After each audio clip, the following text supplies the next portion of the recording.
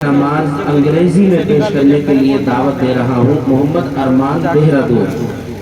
अरमान देहरादून, ये आपके सामने नमाज के औकात फजर, ज़ोहर, असर, मगरिब, इशा, ये औकात नमाज आपके सामने अंग्रेजी में पेश करेंगे।